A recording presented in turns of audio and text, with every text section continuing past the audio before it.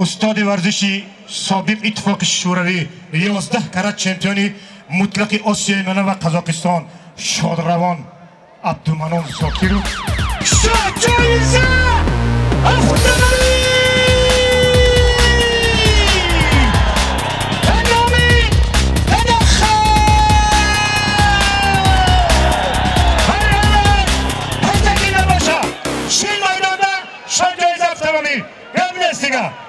رحمان شادی دو تا پهلوان شناخته تاجیکستان در میدان اعظم پهلوان نایه ایسار جورخان پهلوان خطلان زمین نایه واسه دین هر دوشان برادران در شهر باستانی خوجنشن آرمانیان هر دوش در بازی نیم فینالی جورخان با یک بدن غالب دانسته شد انا امروز ای ریتم میکنیم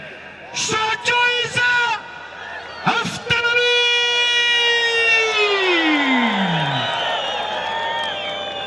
فراد تیار شد حجتاش تیار میکنی گاز قطعه فورن میکنی ایشانی حمزه دوار شد دفترچتون نویسه که ایشانی حمزه دواری میکنه تونا شما با 300 سومون دیگه بالای ماشین ده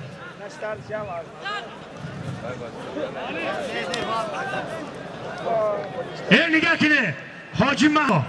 خیر کننده از قاری قرآن پیش های یگاه فراموش نکنه برادر هر ده شما ده خدا اقبال حاضر ازم پهلوان ده یاره تیوی یاردم کرده سای با گوشتین دوام میکنه ددخان قربان علیوف شهری ترسنزاده خلط سفید کمربند کبود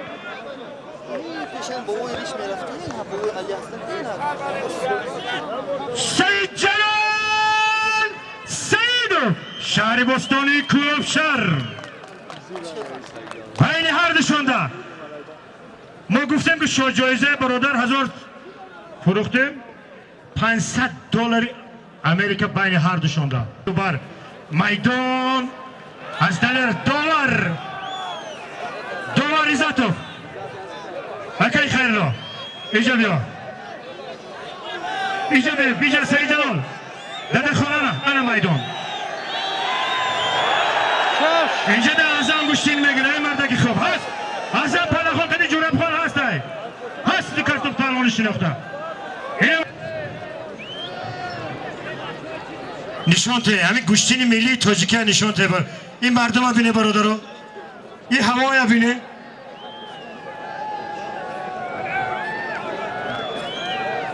بله دو تا پهلوان شناخته بهترین پهلوان های مرد میدان سنتلو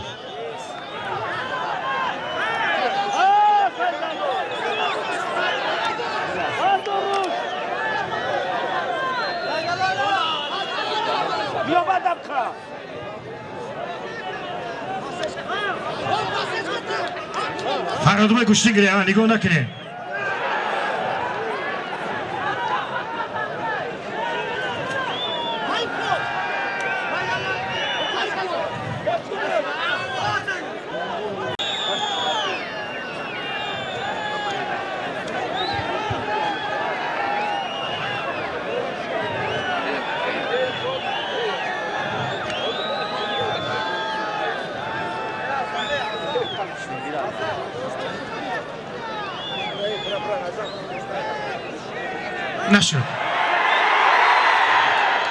نشد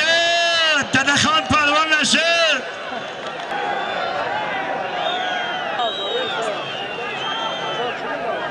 چی گیره